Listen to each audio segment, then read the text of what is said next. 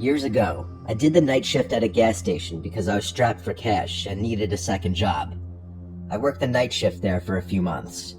It was around my second or third month that this guy started regularly coming in really late at night, always around 2 a.m. He was about 6 feet tall. He had long, stringy hair. He'd always come in, buy a tall boy, and leave. But after a while, he one night asked me my name.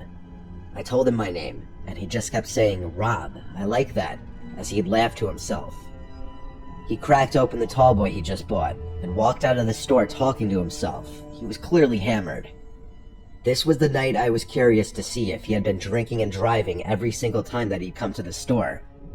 I watched as he left, and he walked out of sight off the gas station property. That would make sense. He never once bought gas anytime he came in. He'd always just buy alcohol. I'd seen him just about every night after that for a while. He'd come in, some nights noticeably drunker than others, and sometimes he'd just lean on one of the shelves for a while and not say anything. He'd always greet me with a "Hey Rob" anytime he'd come in. One night he was just leaning on a shelf, drinking the tall boy he just bought, not saying anything, just staring at a wall. I asked him for his name finally.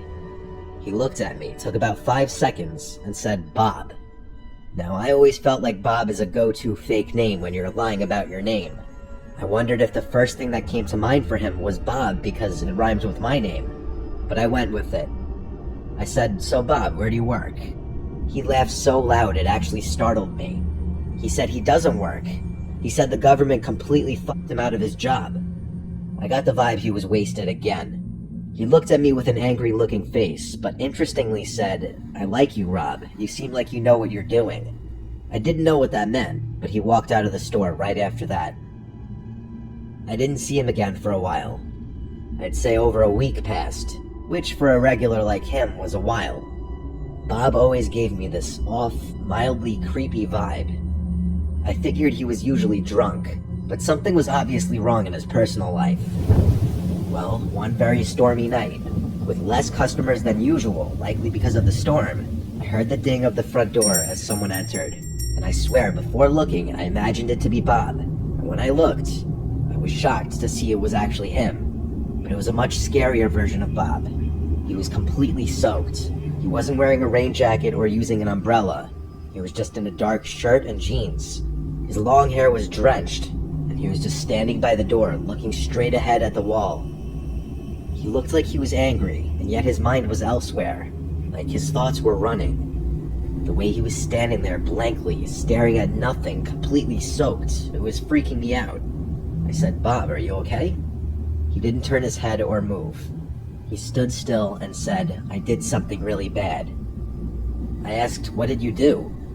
He then looked at me and said, "I need somewhere to hide," then walked past me at the register towards the little restroom hallway. He disappeared behind the wall, and I heard one of the doors open and close. I was genuinely getting uncomfortable with Bob now. I didn't enjoy his presence whenever he was in the store, and tonight something was extra off about him. He seemed like a zombie, and that "I did something really bad" comment was incredibly creepy. Some time passed, and Bob never came out from the bathroom. I assumed he was wasted again, probably passed out or puking. Either way, I didn't want to intervene. And then, the next thing I remember, the lights to the place cut out, and the store was completely dark. I was standing in a pitch-dark gas station during a major storm with an unhinged drunk man. I used the flashlight from behind the counter to make my way towards the back of the store by the inventory storage and the panel board. The door to the back was in the same little hallway as the restrooms. As I walked by the 2 restroom doors, both of them were ajar, and Bob wasn't in either of them. I went through the door to the back. I was planning on going straight to the panel board, but I stopped when I heard a slight dripping in the room somewhere, and the squeaking of wet shoes. My heart sank into my stomach. I said, "Bob," in a very weak and scared voice. I heard squeaks right to my left. When I pointed my flashlight in that corner, there was Bob, with his eyes opened wide, and he lunged at me and started screaming, "I'm gonna fucking kill you." I pushed him off of me as he was clawing at my back. I ran back through the door to the front of the store. He didn't follow me. I grabbed my rain jacket and ran straight to my car. I sat in my car as I dialed 911 and spoke to an operator. stayed on the line with her, and it didn't take long for a couple police officers to arrive and go inside with me. Bob was still hiding in the back room, huddled in a corner, apparently like some rabid creature.